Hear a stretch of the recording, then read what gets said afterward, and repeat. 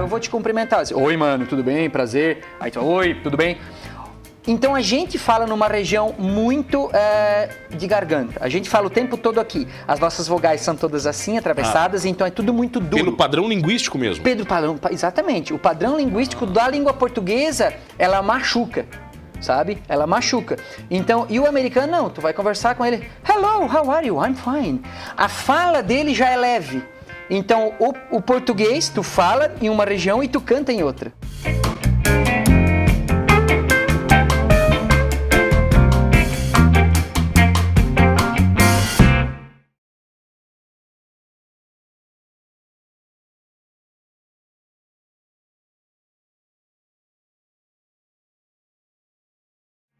O cara é maestro, regente de corais e especialista em técnica vocal. Eu tenho o prazer de receber aqui comigo hoje o maestro Reinaldo Reppers. Tudo bem, maestro? Tudo certo, mano. Reppers ou Reppers?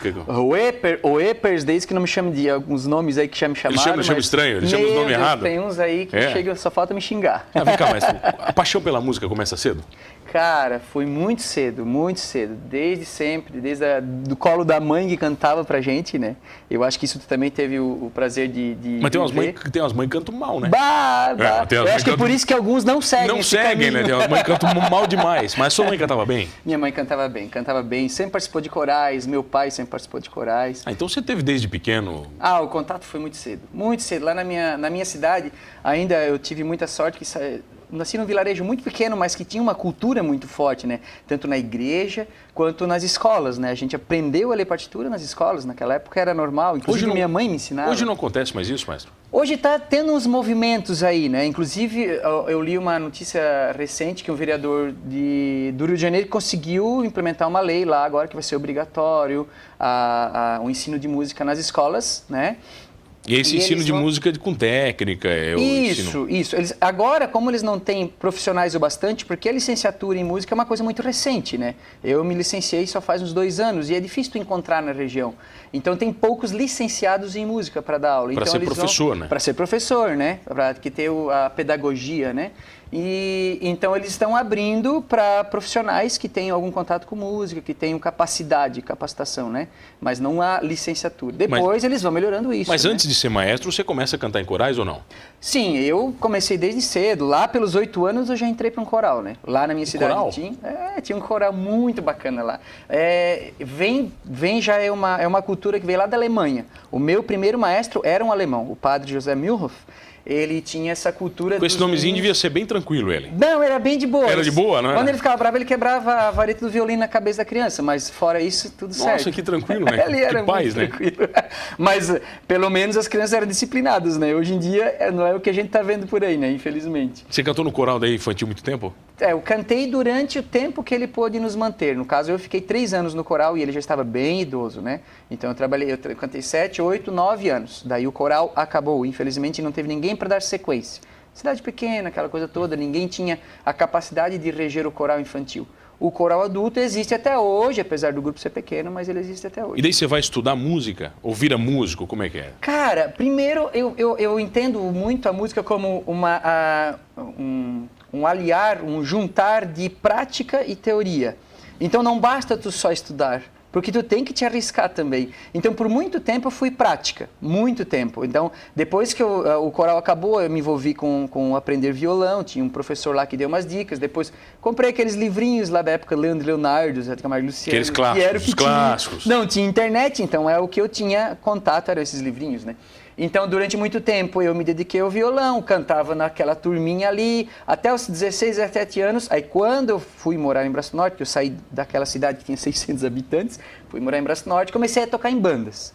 Daí toquei em bandinha. Que banda de bar, essas Cara, aí? É bandinha que toca em hotel, bandinha que toca em festinha de igreja, tocava assim, o quê? à tarde. Violão? Eu tocava guitarra e fazia os backing vocals pro vocalista principal, né? Mas você cantava melhor que ele já ou não? Já fazia tempo já. E já cantava melhor que o vocalista principal? Mas ele era o dono da banda, né, cara? Tipo, ele era o dono da bola. Dono da bola. Daí o jogo acabava se eu cantasse melhor que ele, né? Mas eu fazia os backing vocals e isso faz diferença, né? Num conjunto que tem 2, 3, 4 pessoas. Preenche, né, mas? Preenche, é muito bacana. Mas o Reinaldo, o maestro de orquestra é um maestro diferente da regência de corais. O que difere os dois? A regência de corais, a gente tem que buscar das melhores formas possíveis, né? Tem regência de coral específica, você vai estudar na UDESC, você vai aprender a ser um regente de coral. Você vai estudar na UDESC ou em outras faculdades, óbvio, estou citando a UDESC que é mais próxima. Você vai ter regência de orquestra.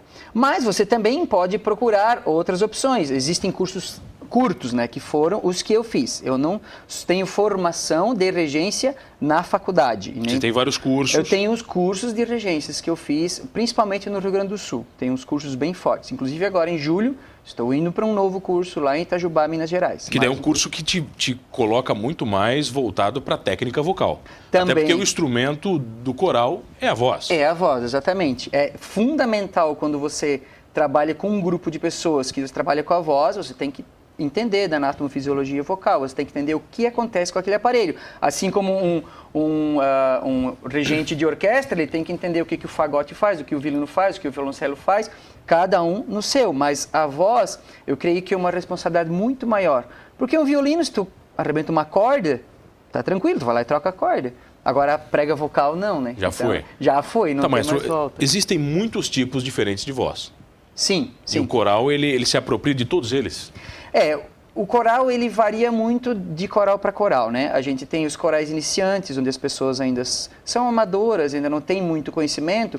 Então, o maestro, ele vai e faz o que ele pode. Então, ele está tirando leite de pedra. No que dá, vai. Vamos lá, vamos fazer uma voz aqui, todo mundo junto. Daí a gente faz uma voz, todo mundo junto. A gente chama de uníssono, né? Então, todo mundo está cantando no mesmo tom, a mesma melodia, o mesmo desenho, vamos chamar assim.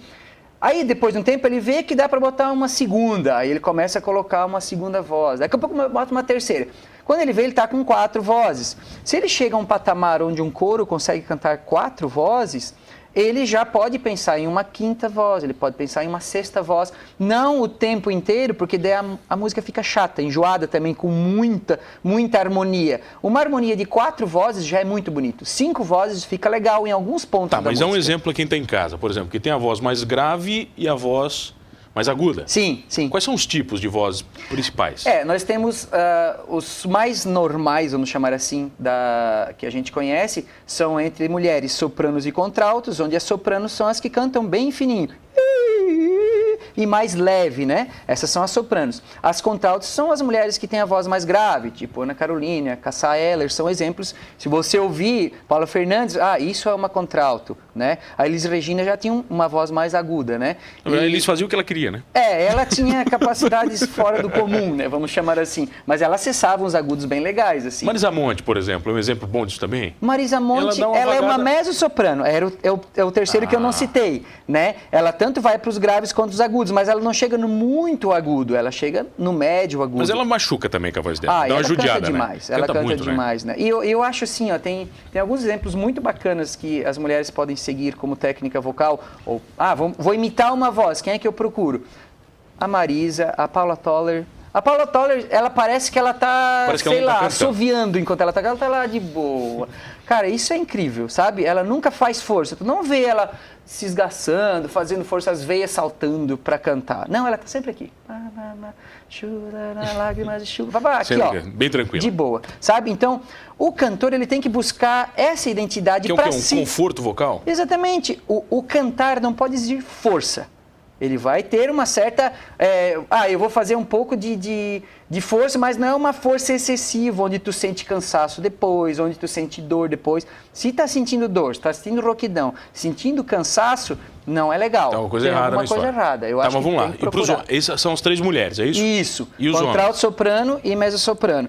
E os homens são os baixos, que são aqueles que têm a voz muito grave, que alcançam...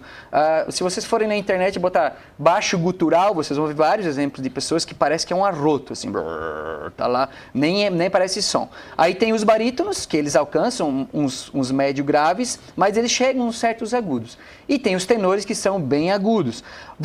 A gente pode fazer uma comparação meio grotesca assim, mas as contraltos têm a mesma voz dos tenores. Tá. Vamos chamar assim, a ligação. Os tenores conseguem acessar as notas das contraltos, e as contraltos a mesma coisa. Então, elas têm uma ligação, um timbre muito parecido. O que muda um pouco é porque a prega vocal do homem é mais grossa. Ela tem uma capacidade de ficar mais gordinha, então o som dele é mais timbrado, mais cheio, e o da mulher um pouco menos. Mas fora isso, os tons da nota são quase os mesmos. Mas necessariamente um homem consegue acessar agudos como uma mulher? Não impede? Alguns sim. Alguns não é padrão. Como era o nome daquele do que fazia a propaganda do Cadete? Tu lembra do Cadete? O Cordeiro? Edson Cordeiro. Que ele quebrava a taça? Exatamente, o Edson Cordeiro. Ele acessava notas muito agudas. Então, a prega vocal, em boa parte, não vou dizer todos, mas em boa parte, tem uma capacidade de alongamento muito grande. Eu consigo acessar agudos bem grandes. Quando eu vou ensaiar as mulheres, geralmente... Você consegue dizer para elas o que você quer. Exatamente, porque geralmente os homens... eu quero essa nota aqui. E na verdade o que a mulher tem que fazer é... uma oitava acima a gente chama. Então com o tempo elas vão compreendendo que esse meu... é isso. Entendi. Mas algumas no início não conseguem. Então eu tenho que dar o modelo vocal. Não, é essa nota aqui. Aí eu dou lá em cima, essa nota mais aguda. Toda voz tem salvação? Cara, olha, eu não sou Jesus, mas eu já fiz uns pequenos milagres. Pegar um cara no coração, tá ruim o negócio. Não, e tem. Acontece, de vez em quando entram alguns, mas eu chamo no particular, vem cá, vamos fazer umas 2 aulas comigo, vou te dar umas dicas e tal. E funciona super bem. Mas depende muito do estudo do professor, né? Infelizmente, alguns professores meio que param no tempo. E a ciência da técnica vocal, ela está em constante evolução. Ela é muito jovem, muito jovem. A técnica vocal ela começou a nascer lá nos idos, lá, quando na Europa começaram a fazer aquelas músicas na igreja, onde um grupo só fazia... e os outros faziam a melodia por cima. Isso é 1800 e pouquinho. Então é muito jovem, muito jovem. E o estudo da anatomofisiologia, de tu filmar o negócio, o que está acontecendo aqui? O que eu vou fazer quando tiver uma nota mais aguda? O que está acontecendo com a prega vocal? Por que ele não está fazendo aquela nota? De tu filmar isso e compreender, isso não faz 10 anos. Então a gente tem que estar o tempo todo em cima estudando para compreender melhor. É quase que um estudo que faz o fonoaudiólogo, o otorrino. Tu acaba lendo muito material do fonoaudiólogo e do otorrino para te entender como é que funciona o aparelho. Senão, tu vai chamar o teu aluno, eu vou te ajudar, e fica fazendo exercício de respiração durante 6 meses e diz, tu não presta para cantar, e dispensa. Infelizmente, ainda existem professores assim. Tu não sabe respirar. E não funciona assim. Vamos falar de respiração na volta? Vamos lá. Pode ser? Pode ser. Tenho o prazer de receber aqui comigo ele que é maestro Reinaldo. A gente já volta aqui no Humanos. Voltei aqui no programa Humanos e você já sabe, comigo, Mano Dal Ponte, todas as noites, 2 entrevistas inéditas aqui na RTV Criciúma. Perdeu um programa Humanos? Fácil, não se desespera. Humanos Talk Show lá no YouTube, tá bom? Canal 19 e no 53.1 da TV aberta e canal 20 da NET de Criciúma. Online no www.rtv.net.br e tem aplicativo para Android, hein? Coloca lá, RTV Criciúma, que você vai poder curtir a programação ao vivo e uma entrevista como essa com o maestro Reinaldo. Estávamos falando sobre respiração, maestro. Exatamente. O segredo de cantar é saber respirar? É um dos pilares, vamos chamar assim, né? Na técnica vocal que eu me utilizo, que eu trabalho com os meus alunos e com os corais que eu trabalho atualmente, eu costumo dizer que são 3 os pilares. Um dos pilares é o fluxo aéreo. Como é que tu usa o teu ar? Tu usa excessivamente, tu estás desperdiçando esse combustível, porque o ar é o combustível, né? O nosso som, ele se origina na combinação entre o fluxo de ar e as pregas vocais. Então, as pregas vocais, elas não fazem nada, estão ali paradas. E quando tu joga o ar para ela, ela começa a vibrar, como uma corda de violão. Então, é essa combinação que emite o som. Só que nada disso adiantaria se tu tens um equilíbrio na tua emissão do som ali com o fluxo aéreo, se o teu shape é desregulado. Então, é um dos 3 pontos. Um dos pontos é o fluxo de ar, o outro ponto é a consistência muscular. A forma como tu usa esse músculo aqui, tu usa em excesso, tu fala desse jeito, tu canta desse jeito, tá usando muito músculo. Ou tu fala desse jeito, tá desperdiçando ar e pouco músculo. E o terceiro ponto, não menos importante, é o shape.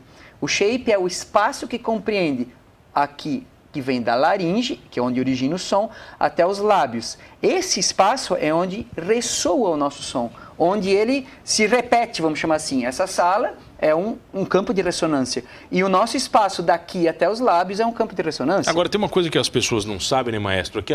É que a voz que elas escutam delas mesmas não é a voz que os outros escutam, né? Perfeito, Quer dizer, porque a gente escuta a nossa voz através da nossa estrutura. Isso, a gente sente através dos ossos, a gente sente esse nosso ouvido interno, ele tem uma força muito maior quando a gente faz essa comparação, né? O que entra por aqui e o que entra por aqui são coisas diferentes. Inclusive, quando eu falo para os meus alunos, eu quero que tu faça exercício, mas eu quero que tu grave e tu te ouça, porque a correção acontece em cima da gravação. Porque quando tu fala normalmente, minha voz é cheia. E daí tu bota pra gravar, minha voz é fanha. É exatamente essa sensação. Então, porque as caixas de ressonância estão te dando uma outra percepção auditiva. As pessoas tendem a não gostar das suas vozes? Isso sempre. É normal? Isso é sempre. Você gosta da sua, por exemplo? Atualmente estou aprendendo a gostar. Tá né? certo. Eu estou começando a me gostar, sabe? Aquela coisa de, não, me olho no espelho, não gosto de mim. Estou começando a gostar da minha voz, né? Porque a gente vai aprendendo que é a nossa identidade, queira ou não, né? E a gente vai melhorando, a gente vai entendendo como técnica, mesmo na fala ou no canto, tu vai aprendendo a melhorar isso. Agora, vamos fazer um desafio para quem está em casa. Eu duvido quem manda áudio no WhatsApp que não se escuta. A pessoa manda o áudio, você manda o áudio, né? Você pega o celular e depois fica se ouvindo, né? E ainda fica se criticando. Que voz horrível que eu tenho. Acontece muito isso, né? Acontece. E, inclusive, a técnica vocal ajuda também na fala. Eu tenho muitos relatos de alunos que eram palestrantes e que falavam assim, desse jeito, quando eu ia fazer a palestra, jogava o som muito na ressonância aqui da faringe e aquilo ficava assim, gutural, sabe? E com a técnica vocal, quando ele começou a abrir quando ele entendeu que as vogais, elas acontecem porque tu movimenta o teu maxilar e não porque tu fala desse jeito, põe que então joga o som pro nariz, ele entendeu que ele podia usar isso na fala. E depois ele começou a ouvir as palestras dele, as antigas e as novas, porque ele costuma gravar, e ele disse, gente, que diferente que fica. É incrível. Então tem vários relatos de pessoas tem cara que chega lá dizendo o seguinte, maestro, eu canto bem, quero cantar no teu coral, e aí você fala, Tem. Mas só pelo jeitinho você sabe se o cara canta bem ou não? Tem. Por falar, você sabe se a pessoa canta bem ou não, maestro? Não, por falar é difícil. Eu pelo falar, eu consigo dizer se o timbre é bonito. O timbre? O timbre é uma característica que ao falar, eu digo, que timbre bonito. Se cantar, canta bem. Se cantar, veja bem. Tá. Então, assim, falou, que timbre legal. Se cantar, canta bem. Mas às vezes vem uma pessoa que fala desse jeito assim, e quando canta, sai aquele vozeirão. Sabe? Então isso também pode me enganar. Isso acontece muito com atores famosos, né? Artistas famosos, que vão dar entrevistas. Não, peraí, se não é o cara que está cantando, por que isso acontece? Por que o cara tem duas vozes? O cara tem uma voz quando fala e uma voz quando canta. Sim, isso é uma característica que eu diria que é muito brasileira. Tá? Se tu for conversar com um americano, a diferença, por exemplo, eu vou te cumprimentar. Assim, oi, mano, tudo bem? Prazer. Aí tu, oi, tudo bem? Então a gente fala numa região muito de garganta. A gente fala o tempo todo aqui. As nossas vogais são todas assim, atravessadas, então é tudo muito duro. Pelo padrão linguístico mesmo. Exatamente. O padrão linguístico da língua portuguesa, ela machuca. Sabe? Ela machuca. Então, e o americano não, tu vai conversar com ele, hello, how are you? I'm fine. A fala dele já é leve. Então, o português, tu fala em uma região e tu canta em outra. E isso é uma dificuldade muito grande que eu encontro nos meus alunos. Porque se tu falar durante 12, 14 horas o dia, falando aqui desse jeito duro, e tu vai cantar, fazer o teu exercício 15, 20 minutos por dia, aquilo é uma luta muito grande, porque o percentual que tu canta perto do que tu fala do jeito errado, duro, o teu resultado vai demorar muito para chegar. Então a fala também é necessário que ela comece a mudar, que ela fique mais leve, que ela molde a forma de falar também, que ela fique mais leve. Senão o cantar sempre vai ser um cantar duro. Você já pegou muita gente que cantava muito e tinha vergonha de cantar? Já. E é normal, maestro? Gente, como tem. Mas por que as pessoas têm vergonha, maestro? Olha, eu atribuo muito à infância, muito. Muito, porque a maioria dos relatos porque o meu pai disse que eu não prestava para cantar, o meu tio me disse que eu não prestava para cantar. Tem um menino muito talentoso aqui de Criciúma, que a vida inteira, ele aprendeu a tocar gaita, teclado, violão, pandeiro, ele toca de tudo. Hoje ele deve estar com seus 42 anos. E ele foi fazer aula comigo, e Demorou. Eu disse, cara, mas por quê? E já fazia 2 meses, 3 meses que eu fazia e a voz dele não vinha. Daí ele disse, não, é que o meu pai falou pra mim que fez um teste com todos os irmãos, sabe? Daí pegou as irmãs cantavam muito bem. E ele cantava do jeitinho dele, mas não cantava. Eu disse, não serve. Não serve pra cantar, vai tocar o violão lá.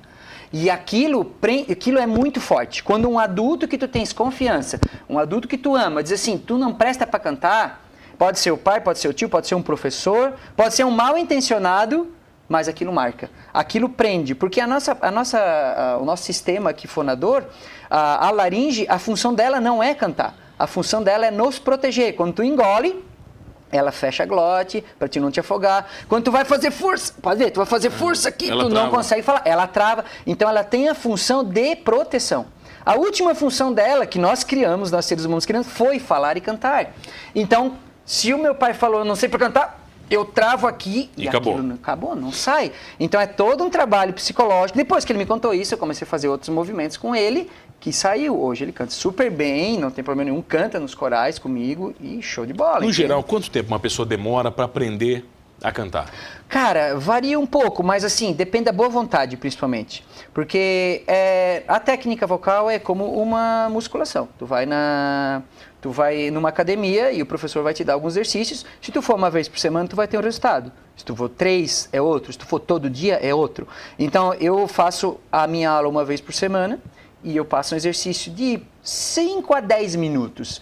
E o papel do aluno é treinar aqueles 5 ou 10 minutos por dia. Já tá bom. Já tá bom. É a academia dele diária. Porque nós estamos falando de um músculo que tem 1,5 cm. Né? Não é um braço, não é uma perna. Então, 5 minutos de exercício já vão modificar o comportamento dele para a próxima aula eu dar um novo passo. Eu oferecer novas ferramentas. Né? Então, tu tem que saber a ferramenta certa. Mas desde que tu saiba, tu vai ter um resultado legal. Mas aí tem alunos que chegam para mim, eu quero aprender a cantar uma música para cantar no aniversário de 15 anos da minha filha. A gente monta um cronograma. Quanto tempo tem? 2 meses? Então vamos lá. Vamos montar um cronograma para te aprender essa música. Você não vai aprender, não vai ensinar ele a cantar. Você vai ensinar ele a cantar aquela música. Agora tem outros assim, não. Eu quero aprender a cantar porque eu quero cantar numa banda um repertório de 15 músicas. Beleza? Então é algo a longo prazo. Nós não vamos estipular, daqui 2 meses. Não, daqui 1 ano a gente vai ter isso aqui pronto. E tem gente que, nunca cantou na vida. O cara nunca cantou na vida e cantava muito mal. Já ouviu falar em monotom? Isso é um termo que a gente criou aqui. Monotom é aquele que tu faz lá, ele faz lá, daí faz lá, ele faz lá, daí faz lá, ele faz lá, ele faz outra, ele encontra outras notas. Então, esse cara, ele vai ter um pouquinho mais de dedicação. Mas foi um caso muito legal. Faz uns 3 anos mais ou menos que veio me procurar um moço assim, monotom. E ele queria cantar. Duro. E eu disse, cara, nós temos que botar um objetivo. Daí eu disse assim, tu não vai casar daqui uns 6 meses? Vou casar, então nós vamos aprender uma música para te cantar no casamento. Não. Gente, foi um dos momentos mais incríveis. E ele cantou, cara? E ele cantou, cara, sozinho. Eu toquei o violão e ele cantou. E o mais legal é que tinha muita gente do coral que sabia que ele não cantava bem. Ele saiu do coral para fazer aula comigo primeiro, para depois voltar pro coral. Então ele saiu do coral, ficou um tempo fora e todo mundo tava lá do coral para assistir ele. E ele cantou e todo mundo disse, não, é ele mesmo que tá cantando. Inacreditável. Então são casos e casos, depende da dedicação. Ele se dedicou demais para cantar aquela música. Falar em coral, quantos corais você é regente? Atualmente eu estou com os 2 corais adultos, o Coral Espírita Maestro Vladimir Zanetti, aqui de Criciúma, a Associação Coral de Sara, né, que eu já estou desde 2012 com eles, e no ano passado nós começamos o Coral Municipal Infanto Juvenil em Sara também. Atualmente nós estamos com 55 integrantes. Mas, maestro, quando você fala de coral, vem aquela ideia do coral sacro de igreja, né? Aquele monte de senhorinha, entendeu? Sim. E quando eu vi a primeira vez o coral de vocês, eu disse, não, peraí. Tem uma coisa errada aí. Não tem nada a ver com o coral da igreja que eu estava acostumado. Sim, é um coral com vida, com movimento, que canta músicas pop. Isso é o bacana da música, você conseguir transferir essa energia para o coral. E mais do que transmitir para o coral é transmitir para o público, né? Eu acho que quando a gente consegue expressar a música através do corpo, do rosto, e as pessoas nos compreendem do outro lado, isso não tem preço. E esse trabalho, ele começou lá em 2012, quando eu assumi o coral de Sara. O pessoal entendeu Sara, quando você começou com essa loucura? Não entendeu. Primeiro já teve uns querendo correr, alguns correram e não voltaram, alguns correram e voltaram depois, e hoje não sai mais. E hoje só entra gente no coral, dificilmente sai. Então sai aquele cara que trocou de cidade, trocou de emprego emprego por um motivo. Não tem como. Mas se não, ninguém mais sai. A família só cresce. E o coral de Sara, ele é o xodózinho, né? É o xodó? O xodózinho. Os dois corais, assim, a gente tem um carinho muito grande, assim. Não que eu não tenha carinho pelo coral espírita, mas é uma pegada diferente, né? A gente sabe que as músicas, elas transmitem mais subliminidade, elas são músicas mais sacras, então a gente não pode ficar dançando, cantando uma música, ó Deus, Senhor, Senhor, não cabe, né? Então são situações diferentes, mas todos eles são apaixonantes. E o coral de Sara, quando eles toparam a ideia lá em 2015, a gente já estava 3 anos juntos. Vamos fazer uma coisa meio louca aqui? Vamos! Então a boa parte topou em 2016, daí nós gravamos. Qual foi a primeira música que vocês fizeram? Cara, a primeira música que eu ensaiei com eles foi Lagoa da Conceição. Hoje estou triste, pescador, verde, meu amigo Chicão morreu de cansaço nos barcos lá na barra da lagoa, Lagoa da Conceição, Lagoa da Conceição. Em 4 vozes, né? Quando eu me refiro... Primeira música, não, essa foi a primeira música que tiramos em 4 vozes, foi essa. Maestro, não dá tempo para mais nada. Então tá. Vamos lá, eu quero saber o seguinte, passa pra galera os seus contatos, para aquele cara duro tá. que quer cantar no casamento, no 15 anos, como é que faz? Vai dar para você ajudar? Dá, é só chamar. A gente tem o WhatsApp, que a gente usa muito, depois eu deixo um cartãozinho contigo. Tem Instagram? Tem Instagram? Tem Instagram, Reinaldo Rippers. Que acho que é mais fácil, pessoal achar. Reinaldo Rippers, agora eu quero ver você... Não, soletra o Rippers, soletrando, vamos lá, Reinaldo com I, H-O-E-P-E-R-S. H-O-E-P-E-R-S. Se botar no Facebook, já vai encontrar lá. Maestro Reinaldo, fica mais fácil, tá? Mais tranquilo? Pelo Facebook. Mais tranquilo, pode chamar lá no Messenger lá que a gente conversa. Você vai dar jeito? Dou jeito. Promete? Dou jeito, eu juro. Obrigado pela presença. Eu que agradeço. E olha, você já sabe, comigo, Mano Dal Ponte, 2 entrevistas inéditas todas as noites. E não esqueça de uma coisa, cantando bem ou não, somos todos humanos.